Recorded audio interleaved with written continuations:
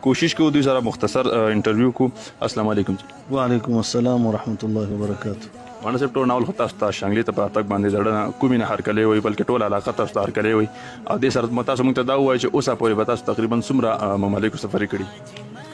ما اوسه پورې الله دې تاسو ټول خوشحاله کړي او زه ستاسو ډېر شکرګزار یم چې تاسو ما ته موقع راکړه خو تقریبا ما بس 53-54 ممالکو سفرې شوي یم. په دې 53-54 ممالکو کې به داسې کوم یو ملک چې هغې کې تاسو مطلب لکه د دین په حوالې سره زړه مطمئن پاتې شئ یا د بېدینۍ په حوالې سره ستاسو زړه خفه شوي؟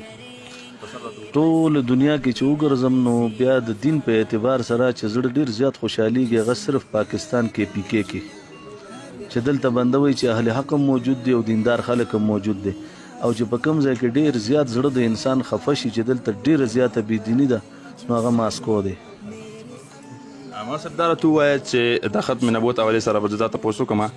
د ډېر وخت نه بیا خصوصا د 2 کالو نه پاکستان کې لکه په ختم نبوت باندې قسم قسم حملې کېږي اټیکس کېږي او دغه ختم نبوت په شک کې اچولی کېږي او د خلکو هم چې دی نو یو ذهن جوړولی کېږي دې حوالې سره تاسو دې حوالې سره خو به زه ستاسو عزیزانو په خدمت کې یو گزارش داسې پیش کړم او خبره به داسې پیش کړم چې هغه به د نور نه زیاته رڼا کوي او ښکاره به وي چې هغه زمونږ حکومت دی وخت کې چې کم دی نو دا مکمل قادیانی لابي ده ځکه چې کرتارپور کولاوېدو نو دا چا نه کولاولو قادیاني دپاره چونکې قادیان نه چنابنګر چې دی ربوه دا په 70 کیلومیټر کې شوه دا په دغه کرتارپور باندې یو دغه ایشو وه په هغې باندې یو د زمونږ د وزیر اعظم هغه انټرویو موجوده ده چې قادیانانو سره ظلم شوی دی دې حق به زه راوباسم بل هغه چې امریکن ته دې انټرویو ورکوله چې آسیه ما راکولاو کړه او د مولیانو نه پرېښوده خو ما ډېر په طریقه تاسو ته راکولاو کړه بل د وزیرانو کې اکثر چې دي هغه قادیانان دي نو په دې وجه باندې چې د دې قادیانیت د الیکشن نه مخکې قادیانانو مرزا مسرور سره چې د دې دغه جینۍ چې کومه د دې د پارټۍ یو رکن وه او د دې د طرف نه نماینده وه هغې چې کومې خبرې کړې وې نو هغه ټول ارسنه او بل هغه ګوهر شاهي چې دی د هغه په بیان کې هم دا خبرې موجودې وي چې موږ د هر څه به کوو هغه هم قادیانی دی بلکې هغه خو ډېر غټ مرتد دی نو هغه ایشو چې ده نو هغه را روانه ده د هغې مطابق په دې 2 کاله کې هغه سټرګل د دې چالو دی خو انشاءالله د وطن عزیز مسلمانان په دې پوهې دي دا مسلمانان به متفقه طور انشاءالله دې عزایم ناکامه کوي. په دې صورتحال کې عام مسلمانانو لا یا خاص کر علماء کرامو له څه کول پکار دي؟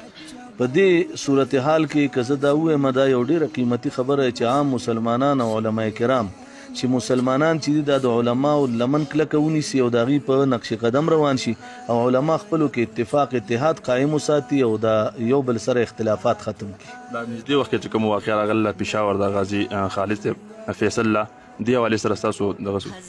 هغه دا دی چې کله ایکشن نه وي نو ریاکشن به ضرور راځي.